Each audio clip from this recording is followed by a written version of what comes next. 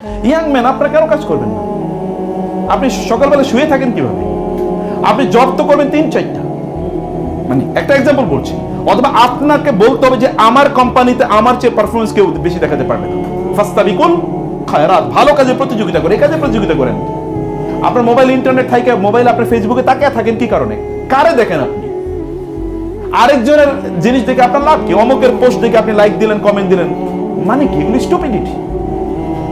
অমুকের পোস্ট দেখে আপনার লাইক কমেন্ট দেওয়ার দরকার কি? আপনি যদি সেখানে এডুকেশনাল কোনো কিছু থাকে সেটা ভিন্ন কথা। আপনি এরপরে কেবল ফেসবুক টিপাচ্ছেন, কি কারণে টিপাচ্ছেন আপনি জানেন না। আপনার দিন শেষ, কোনো কাজই হলো না। দিন শেষে আপনি দুনিয়া তো লাঞ্ছিত, অপমানিত, আখিরাত লাঞ্ছিত, অপমানিত। বিয়ে শাদী করতে পারবেন না, ইয়াং জেনারেশন, মানে কি? কেন আপনি বিয়ে করবেন না? আপনার টাকা পয়সা, আপনার 20-22 বছর বয়স, 24 বছর বয়সে আপনার কাছে 1 কোটি টাকা থাকা উচিত ছিল, কারণ আপনাকে এই এনার্জি আল্লাহ তাআলা দিয়েছেন। আপনার কিছুই নেই, কারণ আপনি কাজ করবেন। একজন সাহাবী রাসূল সাল্লাল্লাহু আলাইহি ওয়াসাল্লাম বলেছেন, আল্লাহ তাআলার কাছে দোয়া করেছেন, হে আল্লাহ, আমার উম্মার সকাল বেলার কাজের মধ্যে তুমি বরকত দাও। যিনি এই হাদিসটি যিনি বর্ণনা করেছেন ওই সাহাবী, তিনি বলছেন রাসূলুল্লাহ সাল্লাল্লাহু আলাইহি ওয়াসাল্লাম যখন এই কথা আমাকে বললেন, মানে আমি যখন তার কাছ থেকে কথা শুনলাম, শোনার পর তিনি ছিলেন ব্যবসায়ী। তিনি বললেন যে আমি আমার ব্যবসার কাজটা, আমার লোকগুলোরে আমি বাজারে পাঠিয়ে দিতাম, আমার পণ্যগুলো নিয়ে সকালবেলা সবার আগে, তখন বাজারে কোনো লোক নাই, কিন্তু তারপরে আমি পণ্য পাঠিয়ে দিতাম। আমার লোকেরা পণ্য বিক্রি করে যখন বাসায় আসতো, তখন অন্যরা বাজারে যাইতো, আর এর মাধ্যমে আমি আমার গোটা অঞ্চলের সবচেয়ে বড় ধনী মানুষে পরিণত হয়ে গেলাম। কাজ করছে শুধু একটা, শুধু শুরু করছে কি? সকালবেলা কাজ শুরু করছে। এখন আপনি you start your job early.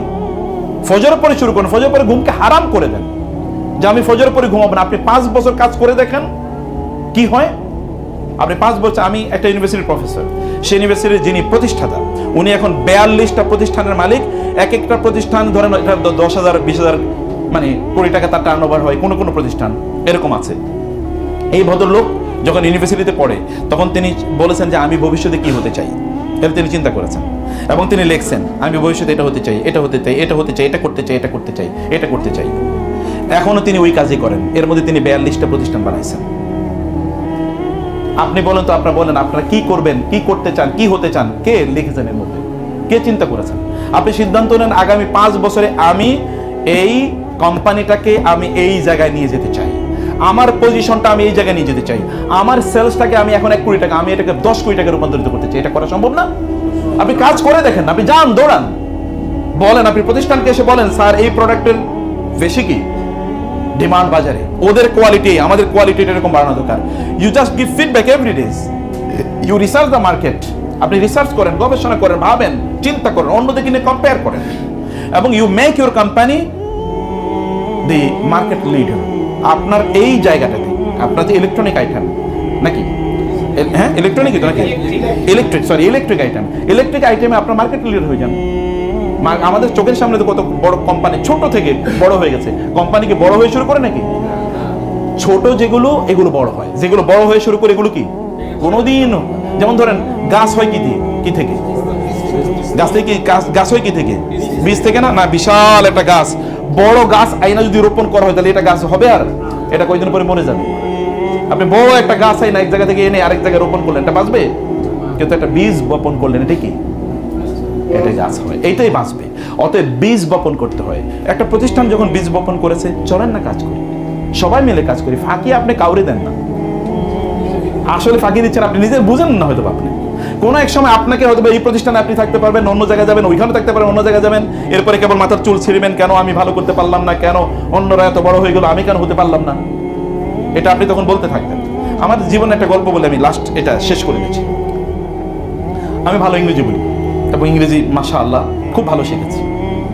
এখন কিভাবে ইংলিশ শিখলাম? এটা ভাষা, আমি তো পড়ছি মাদ্রাসায়, ইউনিভার্সিটিতে, তো ইংলিশ শিখলাম কিভাবে? হয়তো আপনি বলবেন যে আপনার তো আরবি জানার কথা, জানি আরবি, কিন্তু ইংরেজি জানলাম কিভাবে? আমি একবার চিন্তা, আমার মানে তখন ইউনিভার্সিটির পরীক্ষা শেষ, মাস্টার্স পরীক্ষা শেষ, 4 মাস সময় পেয়েছি। আমি ভাবলাম যে 4 মাসে করবো কি? আমি 4 মাস শুধুমাত্র একটা ডেইলি পত্রিকা, ইংলিশ পত্রিকা কিনতাম, কিনে আমি এটা পড়তাম 4 মাস। 4 মাসের পরে আমি দেখলাম আমার ইংরেজির লেভেল এই জায়গায় গিয়েছে, যারা আমার সামনে ইংরেজি বলার জন্য বসে, তারা একটু মানে একটু কিছু করে তারা একটু স্ট্যান্ড হয়ে যায়, যে না ঠিক আছে, আর ইংরেজি বলবো না, সাথে বাংলাই বলি।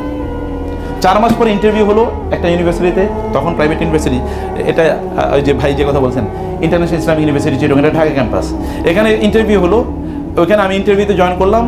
আমাদের সাথে জয়েন করেছে বাংলাদেশের বিভিন্ন বিশ্ববিদ্যালয়, এমনকি ঢাকা বিশ্ববিদ্যালয় থেকে ফার্স্ট ক্লাস ফার্স্ট হয় এরকম প্রায় 1 ডজন, আরও বিভিন্ন জায়গা থেকে সুপার ডুপার এরকম 75 জন জয়েন করলো পরীক্ষায়, মানে তারা ইন্টারভিউতে আসলো রিটেন এক্সামে। রিটেন এক্সামে আমি হয়ে গেছি ফার্স্ট, কারণ অন্যান্যরা এই লেভেলের ইংরেজি জানে না। এরপরে কি হলো ভাইবাতে কেউ কাছাকাছি বসতে পারে না, আমি ভাইবাতেও ফার্স্ট, রিটেনও ফার্স্ট। কি করছি, কেবল 4 মাস কাজ করেছি আর কিছু করিনি, এবং still I am enjoying the benefits of that 4 months, of those 4 months I am enjoying still the benefits. আপনি সিদ্ধান্ত নেন যে আমি কেবল এতটুকু সময় কাজ করব, এবং কাজ করেন, টাকা ইনকাম করেন। আল্লাহ সুবহানাহু ওয়া তাআলা জিহাদ, 2 ধরনের জিহাদ আমাদের উপর ফরজ করেছেন। একটা জিহাদ কি? একটা জিহাদ হলো না সম্পদ দিয়ে, বি আমওয়ালিকুম ওয়া আনফুসিকুম, একটা হলো জীবন দিয়ে যারা যুদ্ধের ময়দানে জিহাদ করে। আর একটা জিহাদ আছে কি না, আরেকটা জিহাদ আছে সম্পদ দিয়ে, ওইটা তো আছে। জিহাদ করে দুটো জিনিস দিয়ে, একটা জিনিস কি জীবন, আরটা কি মাল, সম্পদ। তো আপনি তো মুজাহিদ হতে পারেন, আপনি মুজাহিদ হওয়ার এই রাস্তা কেন আপনি বন্ধ করে দিচ্ছেন? আপনি তো জিহাদ করতে পারেন কি দিয়ে? সম্পদ দিয়ে। সম্পদ দিয়ে আপনি জিহাদ করেন, সম্পদের মালিক হন। সম্পদের মালিক কেবলমাত্র কি ভোগের জন্য হইেন না, যে আমি টাকা ইনকাম করব, আমি খাবো, আমি ফুর্তি করবো, বা আমার বাচ্চাদেরকে আমি এই রাখবো সেই রাখবো, সেগুলো করতে হবে। সেগুলো করতে আপনি দিন শেষে সারাদিন আপনি কাজ করলেন, এই কাজ করার কারণে আপনার পায়ে ব্যথা হলো, আপনার হাতে বিভিন্ন যে গোটা উঠে গেল, এই হাতটা আল্লাহ সুবহানাহু ওয়া তাআলার কাছে ওই ব্যক্তির হাতের চেয়ে অনেক অনেক বেশি উত্তম, যে ব্যক্তি কেবলমাত্র সবসময় বই নিয়ে বসে আছে পড়তেছে, তার চেয়ে অনেক অনেক বেশি উত্তম। কারণ আপনি কি এই হাত দিয়ে আয় ইনকাম করছেন, হালাল পথে ইনকাম করছেন, আপনি অন্যদের ইনকাম রিজিকের ব্যবস্থা করে দিচ্ছেন, আল্লাহ তাআলা আপনার মাধ্যমে অন্যদের রিজিকের ব্যবস্থা করে দিচ্ছেন। আপনি কাজ করেন। ইয়াং ম্যান, আপনারা কেন কাজ করবেন না? আপনি সকালবেলা শুয়ে থাকেন কিভাবে? আপনি জব তো করবেন 3-4টা, মানে একটা এক্সাম্পল বলছি। অথবা আপনাকে বলতে হবে যে আমার কোম্পানিতে আমার চেয়ে পারফরমেন্স কেউ বেশি দেখাতে পারবে না, ফাস্তাবিকুল খায়রাত, ভালো কাজে প্রতিযোগিতা করে, এই কাজে প্রতিযোগিতা করেন। আপনার মোবাইল ইন্টারনেট থাকে, মোবাইল আপনার ফেসবুকে তাকিয়ে থাকেন কি কারণে? কারে দেখেন আপনি? আরেকজনের জিনিস দেখে আপনার লাভ কি? অমুকের পোস্ট দেখে আপনি লাইক দিলেন, কমেন্ট দিলেন, মানে কি? এগুলো স্টুপিডিটি। অমুকের পোস্ট দেখে আপনার লাইক কমেন্ট দেওয়ার দরকার কি? আপনি যদি সেখানে এডুকেশনাল কোনো কিছু থাকে সেটা ভিন্ন কথা। আপনি এরপরে কেবল ফেসবুক টিপাচ্ছেন, কি কারণে টিপাচ্ছেন আপনি জানেনই না। আপনার দিন শেষ কোনো কাজই হলো না। দিন শেষে আপনি দুনিয়া তো লাঞ্ছিত অপমানিত, আখিরাত লাঞ্ছিত অপমানিত। বিয়ে শাদী করতে পারবেন না, ইয়াং জেনারেশন, মানে কি? কেন আপনি বিয়ে করবেন না? আপনার টাকা পয়সা, আপনার 20-22 বছর বয়স, 24 বছর বয়সে আপনার কাছে 1 কোটি টাকা থাকা উচিত ছিল, কারণ আপনাকে এই এনার্জি আল্লাহ তাআলা দিয়েছেন। আপনার কিছুই নেই, কারণ আপনি কাজ করবেন। আপনি এখানে কয়টা থেকে অফিস, আপনি এখান থেকে কাজ শুরু করেন এখন থেকে। যদি আমি জানি না প্রতিষ্ঠানের আপনাদের সিস্টেম কি, যদি এরকম থাকে আপনার যত সেলস তত আপনার সম্মানই বাড়বে, তাহলে আপনি কেন সেলস বেশি করেন না? আপনি কেন করেন না সেলস বেশি? কার দায়িত্ব, কার দায় কার? কেন আপনি একটা লোকের কাছে 10 বার গেলেন না? ওই লোকের কাছে, ওই দোকানের কাছে আপনি কেন 10 বার গেলেন না? ভাই আমাদের প্রোডাক্টটা নেন, আপনি একটু দেখেন, এবং তা কেন এসে আপনি ফিডব্যাক দিলেন না? আপনি কেন করলেন না? এটা তো আপনার দায়, এটা দায়িত্ব। আপনার ইনকামটা হালাল কি হারাম আমি ওই আলোচনায় গেলামই না, আমি আপনার দুনিয়ার বেনিফিটের কথা বলছি। আপনি এটা করেই দেখেন। প্রতিষ্ঠান বড় হইলে আপনিও বড় হবেন, প্রতিষ্ঠান দাঁড়াইলে আপনিও দাঁড়াবেন। যেমন মেটার কথা বলছি, যেমন গুগলের কথা বলছি, যেমন বাংলাদেশের সবচেয়ে দামি কোম্পানিগুলোর আপনি আকিজের কথা বলি ফর এক্সাম্পল, যেন আপনি যখন ওখানে চাকরি করবেন তখন আপনারও ওই প্রতিষ্ঠান যত বড় হবে আপনিও তত বড় হবেন। বড় হওয়ার জন্য প্রতিষ্ঠানকে সাপোর্ট দিতে হবে, নিজকে সাপোর্ট দেওয়া হলেই হবে।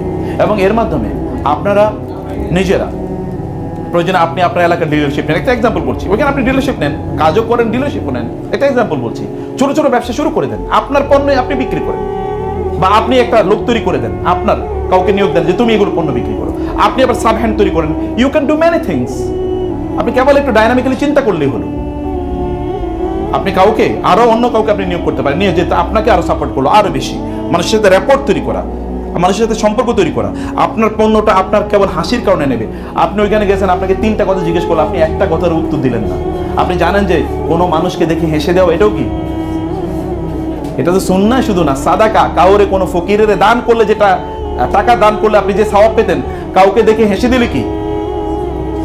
আর আমরা মার্কেটিং এ বলি smiling is the best marketing টুল। কোন SR সেলস রিপ্রেজেন্টেটিভ যদি দোকানিরে দেখে হাসে, ওই দোকানে তার পণ্য কেনা ছাড়া তার কোনো উপায় আছে? আর আপনি যাইবেন মনে হচ্ছে যেন আপনি কয়লা মুখে দিয়ে গেছেন একেবারে, চেহারার দিকে তাকাইলে মনে হচ্ছে না এখন উজু করে আসা উচিত আমার, তাই না? আপনার যদি পরিস্থিতি এইরকম হয় তাহলে আপনার পণ্য কেন লোকেরা কিনবে? ওনার দায় পড়লো, ওনার দায় পড়লো কি? প্রয়োজন আপনি ইনভেস্টমেন্ট করেন, আপনি ওনাকে চা খাওয়ান, যাওয়ার জন্য সময় দুটো চকলেট নিয়ে যান, ভাই আপনি আমার পণ্য গত মাসে অনেক বেশি বিক্রি করছেন, আপনার জন্য এই ফুলের শুভেচ্ছা করেন না, একটা ডু সামথিং, নতুন কিছু আপনি উদ্ভাবন করেন। এটা করে আপনি আপনার নিজের পজিশনটাকে বাড়ান, নিজের সম্মান বাড়ান। আপনি যত বেশি কাজ করবেন তত সম্মান কি আপনার বাড়বে। কিন্তু আমরা বলছি টাকার মালিক হবেন কি কারণে বলেন তো? কেবল দুনিয়ার কারণে না, আপনার আখেরাতে লাগবে। আখেরাতের কাজ করেন। আপনার মনে চান আপনি একটা মসজিদ করেন, আপনার মনে চান আপনার এলাকায় একটা মাদ্রাসা করেন, আপনার মনে চান আপনার বাবা মার জন্য আপনি দান সাদাকা করেন, আপনাকে একবার মনে চান যে আপনার বাবা মাকে আপনি হজে পাঠান, আপনি যদি না মনে, এটা যদি আপনার মনে না উঠে তাহলে আপনি একটা কুসন্তান, আপনি কুসন্তান। আপনি যদি এটা যদি আপনার মনে না চায় যে আমার বাবাকে আমি হজে পাঠাতে চাই, আমার মাকে আমি হজে পাঠাতে চাই, তাহলে আপনার স্ত্রীকে আপনার কাছে রাখবেন, আপনি ঢাকায় ভালো জায়গায় রাখবেন। আপনার যদি এটা মনে না চায় তাহলে এটা কুশ স্বামী, স্বামী হয়ে উপযুক্ত না। অথচ আপনার শক্তি আছে, আপনি করতে পারেন কাজ, চাইলে কাজ করতে পারেন। কাজ করেন, বারাকা দেওয়ার মালিককে, যে কাজ করবে আল্লাহ তাকে বরকত দেবেই। এই যে ইউরোপিয়ানরা করছে, হিন্দুরা করছে, বৌদ্ধরা করছে, খ্রিস্টানরা করছে, কেবল কাজ করে না কারা? পৃথিবীর একমাত্র জাতি যারা কাজ করে না, পৃথিবীর একমাত্র জাতি যারা কাজ করে না। অথচ কাজ করা আল্লাহ তাআলা তাদের উপর ফরজ করে দিয়েছেন, অন্য কারো উপর কাজ করা ফরজ না, কিন্তু এদের উপর কাজ করা ফরজ। আর এই জাতিই কাজ করে না। ফজরের নামাজ পৃথিবীর কারোর উপর ফরজ নাকি? কিন্তু আমাদের উপর ফরজ। কোথায় ফরজ? জামাতে গিয়ে পুরুষদের জন্য। পুরুষ ঘরে নামাজ পড়লে হবে নাকি? যেই পুরুষ ঘরে নামাজ পড়ে ওর তো বিয়ে করাই উচিত হয়নি, ওর বউ তো ওর তালাক দিয়ে চলে যাওয়া উচিত, যদি বউ তালাক দিয়ে যায়, এটা আরেক আলোচনা। কিন্তু ওর বউ তার ছেড়ে যাওয়া উচিত। কিন্তু আধা পুরুষ যে এখনো ফজরের সময় সে ঘুমে আছে। পাখি যদি আপনার আগে ঘুম থেকে উঠতে পারে তাহলে বুঝবেন আপনি পাখির চেয়ে অধম। যদি শিয়াল এবং কুকুর আপনার চেয়ে ঘুম থেকে আগে উঠে, বনের প্রাণীগুলো আপনার চেয়ে ঘুম থেকে আগে উঠে, তাহলে আপনি তাদের চেয়ে অধম, আপনি তাদের মতোই হতে পারলেন। তোমার ছেলে জাগলে মাগো রাত পোহাবে, তবে আপনাকে জাগতে হবে, তাইলে রাত পোহাবে ইনশাআল্লাহ। তাহলে আপনারা উম্মার জন্য সম্পদ হন, আপনার ভালো ব্যবসায়ী হন, আপনার ভালো কর্মী হন, লোকেরা আপনাকে দেখে প্রশংসা করুক, ও is a man, good work, good performer. অন্যরা আপনাকে দেখে ঈর্ষা করুক, বলুক, বেঞ্চ মার্ক হিসেবে আপনাকে নেয় যে না ওনার মতো। আপনি মার্কেটিং সম্পর্কে পড়াশোনা করেন, প্রচুর পরিমাণ ইউটিউবে ফ্রি ভিডিও আছে, প্রচুর শুনুন কি করতে হবে, প্রচুর প্রচুর ব্যাপক পরিমাণ। সময় নষ্ট করবেন না। সময় নষ্ট যারা করে তারা তো শয়তানের সবচেয়ে বড় ভাই, আপন ভাই। অন্যরা তো শয়তানের খাদ্য ভাই, কিন্তু এরা শয়তানের আপন ভাই। ইন্নাল মুবাযযিরিনা কানু ইখওয়ানা শায়াতিন। শয়তান একবার তার মজমাকে নিয়ে বলছে যে আমরা মানুষের পথভ্রষ্ট করতে চাই, কেমনে পথভ্রষ্ট করতে পারবো বল। শয়তান চেলা চামুন্ডরে নিয়ে বলছে, একটা পিচ্চি একেবারে পিছনে বসে আছে, বলে স্যার আমার একটা প্ল্যান আছে। সে তো ছোট, সে বলছে যে আমি আসলে বললে আপনি কি মনে করবেন, সবাই এত ভালো ভালো প্ল্যান দিছে। তো বলছে তোমার প্ল্যানটা কি কও? বলে যে আপনি মানুষের ঘড়িটারে উলট পালট করে দেন, ঘড়ির উলট পালট করে দিলে তাহলে মানুষ সব শেষ হয়ে যাবে। বলে মানে কি? আমি তো বুঝি নাই, ঘড়ি উলট পালট করে দেয় মানে কি? বলে তার টাইমগুলো এলোমেলো করে দেন, কখন ঘুমাবে, কখন উঠবে, কখন খাবে, কখন কাজ করবে, কোনো কিছু যেন ঠিক মতো না চলে, এটা করে দেন, তাহলে দেখবেন এগুলো সব পাগলের মধ্যে ঘুরতে থাকবে। বলে তুই তো ভালো আইডিয়া দিছিস, তোর এখন কি দাও নোবেল প্রাইজ দেওয়া হোক। এবং ওই আইডিয়াতে এখন সারা পৃথিবীর মানুষ চলতেছে, মুসলমানরা সবচেয়ে বেশি চলতেছে ওই আইডিয়া অনুসারে। দেখেন আপনার কোনো টাইমিং ঠিক নাই, আপনি বলতে পারবেন না যে আমি ডেইলি সকালে ঘুম থেকে উঠি। আপনার তো সেলসম্যান আপনি বা এসআর, আপনি সিদ্ধান্ত নেবেন সকাল 10টার আগে আমার সেলসের সকল কাজ শেষ, এরপরে আমি ফুরফুরা ভাবে চলবো সারাদিন। এইটা আপনাকে সিদ্ধান্ত নিতে হবে। তাইলে দেখেন আপনি see the change, you do it for 1 2 3 months 4 months and you see the changes in your life, inshallah.